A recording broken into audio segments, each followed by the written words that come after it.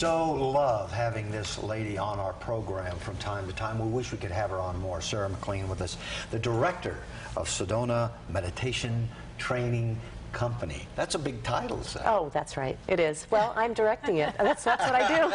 I was going to come up with something fancy, but that's what I do. That's what I do. It's so good to have you back on the program. Thank you. It's good to be here as usual. I love being here. And located, of course, in Sedona, i.e. called Sedona Meditation Training Company. Physical location, and how do we find you? Well, you can go to the website. We actually hold courses not only in Sedona. We do have some in southern Utah. We have some in Phoenix and Scottsdale. I didn't know that. We have some retreats up there at the Red Mountain Spa. Up there. That has to be beautiful. And we're working on some retreats right now at Miraval, down in Tucson, and we have one at the Sanctuary Spa in Paradise Valley. So business is good. Well, it's a much needed thing. People don't need to learn to meditate and take a break, and I think that people are looking for a little bit more in their vacations than just going from restaurant to restaurant or site to site. Some people just really need a break. That's becoming very popular.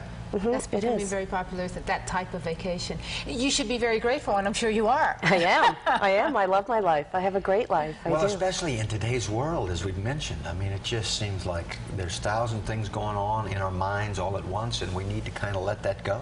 That's right. And be grateful. That's the message today. That's right. How to be grateful and what to be grateful for. Well, probably just waking up in the morning is a good place to start, isn't it? That is a good. I wake up in the morning, and the first thing I say is thank you.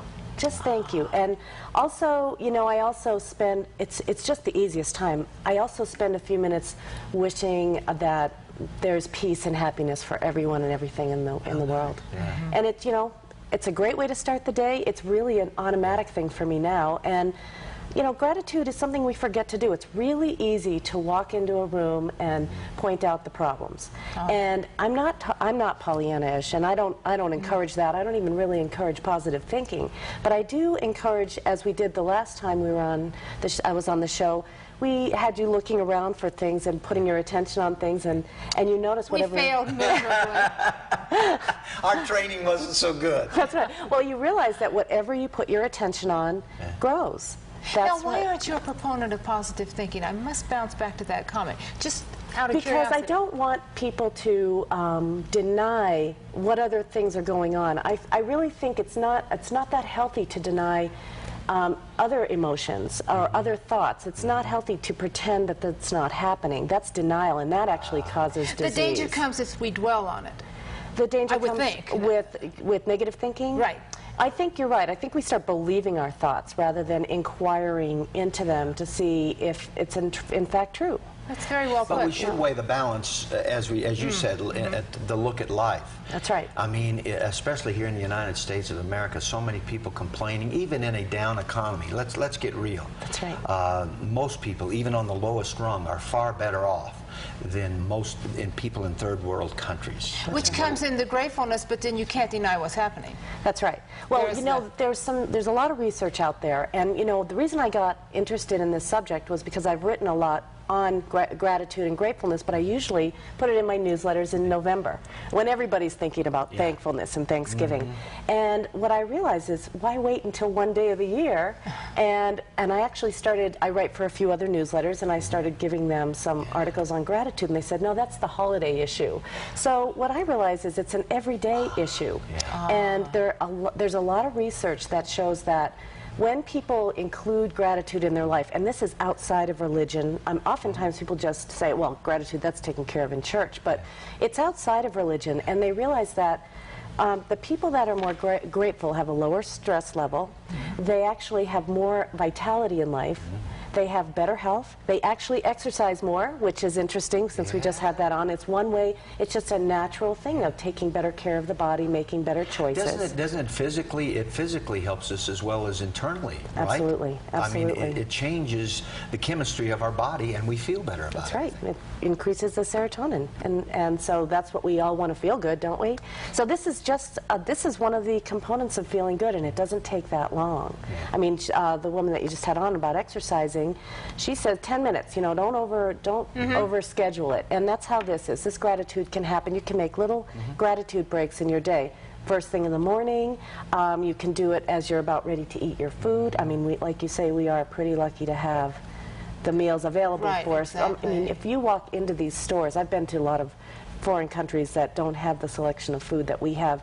Just walking into a grocery store and seeing what we have available. I think about that. I think if someone from a third world country would walk into one of our grocery stores and look around, someone not privy to the TV, I mean really a depressed country, would just, and what would they think? I mean, it's amazing. It's mind-blowing, really. I was watching a movie last night called what's called God Grew Tired of Us, and it was a Sundance Film Festival winner in 2006, and it's about the lost boys of Sudan. When the Darfur skirmishes were breaking out, they were really attacking boys, and so all these boys, and there were 25,000 of them, started walking to Ethiopia. They walked thousands and thousands of miles. They got kicked out of there and then walked to Kenya another couple of thousand miles. Now they came to America because America's welcoming them. They walked into a grocery store, blew their minds. What is this food? They didn't recognize it, didn't know what to do with it. But well, we're a spoiled people, whether you believe that or not. I believe it. We're a spoiled people. You know, we are possession-oriented people.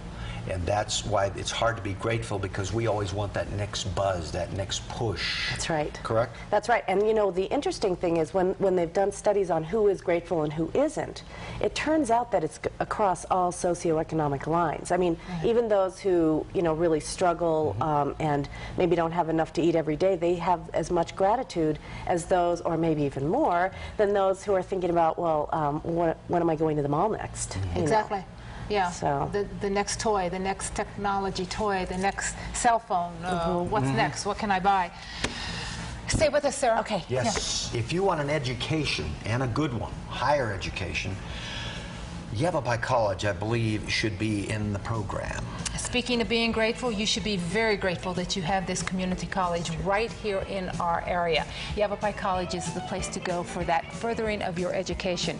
Whether you are a housewife, you might be a senior in high school and you want to get a jump on your college courses. It doesn't matter what you are, who you are, or what you want to do. Credit courses, non-credit courses. Yavapai College is there for you.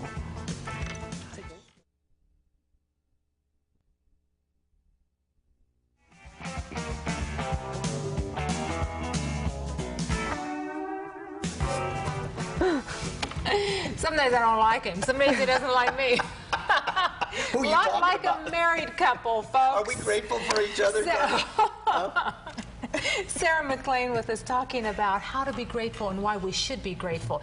You know, in today's world, when you leave your place of business or your whatever you do, when you drive 5 miles and arrive safely, you should be saying thank you. Exactly. I mean, it's just thank you for letting me arrive safely. Well, I got pulled over recently. It took you a while to thank for that, though. No, I was actually very grateful because I was driving my husband's new car. I wasn't used to it. It was flying down I-17, and the police. It was. I was sort of. I was actually listening to a meditation tape, which I never recommend for anyone to do while they're driving. But I thought I was above all that, being a meditation teacher. So I was driving, and he pulled me over, and he said, "You know, I have to draw the line somewhere." And I was going pretty fast, and I was so grateful. Yes. I was so grateful. And I really look at those, even people who are driving slowly in front of me, I'm grateful for them for slowing me down. You know what? You know what? And what gets into you is tragedies happen to somebody else.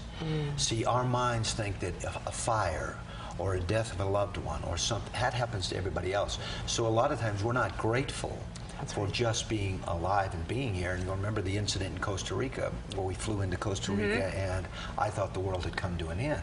So I grabbed my wife's hand as we were fluttering around in the sky and I said, "I love you." You know, I thought it was over. And so when we finally landed safely, I said, "I am so grateful to be alive," because we were that close to tragedy. How do we make it That's a habit? reminder. Oh, excuse me. I'm sorry. How do we make it a habit? How do we program ourselves? Well, there are certain things we do every day. We wake up. That's the first thing. So if you can just do a thank you right when you wake up, or just be grateful that you woke up, or you were protected through your sleep, or that you had a good night's sleep. The thank you when you wake up. Also, we all eat. So a few minutes remembering everything it might have taken to have that bacon and eggs on your plate or the sandwich for lunch.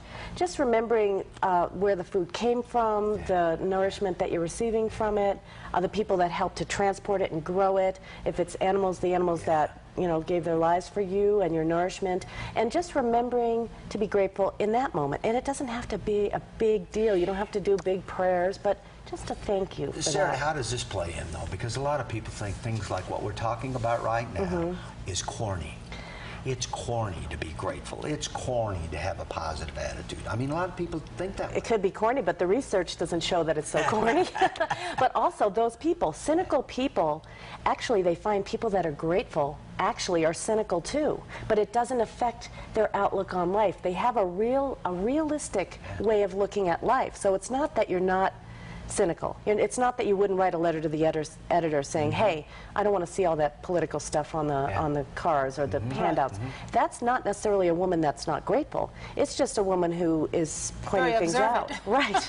So it's not, it's not grateful only and not cynical. You can be both, but it actually balances out that, that other thing.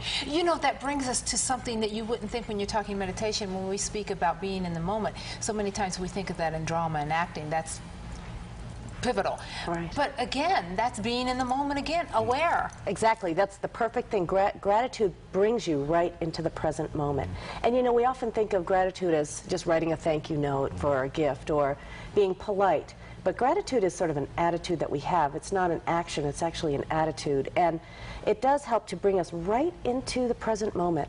Right into it, and that's where our lives are. And we should take more time being grateful, shouldn't we? Well, you can. So we talked about waking up and having a gratitude practice then, having one with your meals, just even a 2-second thank you. And the last way that I like to do gratitude is at night before I go to bed or sometime in the evening, I like to do a list of what I'm grateful for, and it can be, I just list about 10 or 15 things. So journal. Journaling. It's called the Gratitude Journal, and you can do that, you don't have to even do it, write it down, but I find it's And suddenly if you've had a bad day or a rough day or one of those ones you think would never happen to you, suddenly it looks better. It does. And what it have feels you better. received that day? What have you given that day? And you'll always find that your receiving list is a lot longer than what your giving list has been. And we're talking a lot now about positives, if you will. We forget to thank an attitude of gratitude for a lesson we have learned. It might be an adversity, but we should thank and be grateful for the adversity also? Yes, no, in between? Yes, absolutely, absolutely. But again, you don't want to go beyond your evolution. If you're not there yet, if you're still mad at your brother, if you're still mad at your mom, or if you're still mad at your boss, don't pretend you're not mad. But at some point, when you're ready, going through the process of feeling your emotions, expressing them, doing something that maybe moves the energy out of your body, then eventually, hopefully, we will get to that place of thank you. It's almost a place of, in a way, forgiving. It's forgiveness, because if you look at the word forgiveness, it's thank you for giving me that experience. Oh, yeah. Yeah. So it's grateful in a lot of different ways. This put a whole new meaning on gratitude. The training company. Yes. We find there You obviously. You can. There's a list of courses on my website, and you can sign up anytime. And we have retreats. We do group meditations, and I do some retreats where we cover some of these other subjects. But mostly the classes are on learning how to meditate. As I'm sitting here, I'm thinking this would be a great way to follow Sarah around with a camera at one of these and actually be in a session ourselves, because I think this would just be a fulfilling experience. You are always invited. Your cameramen are invited. Anyone can come anytime. I'd love it. Sarah, thank you so much. It's always wonderful having you here. You're always good to be here. Thank you. Thank you. Very, very much. You know what? One of the things I know I'm grateful for is the AV Resort, because I've been there many times. And you talk about a stress reliever, that's the answer. You better be, because they are a premier resort. AV Resort, right a little bit ways through Laughlin, you'll find them. White Sandy Beach, 6 restaurants, everything you need to make your weekend, your week, maybe a month. Maybe you're so wealthy you can stay a month. Anyway, you're going to have a good time no matter how long you stay. Now, we say AV Resort and Casino. Casino, take a little bit of money, you'll have have some fun betting, pulling this. No, you don't. You have to push it down. I remember when you pulled back.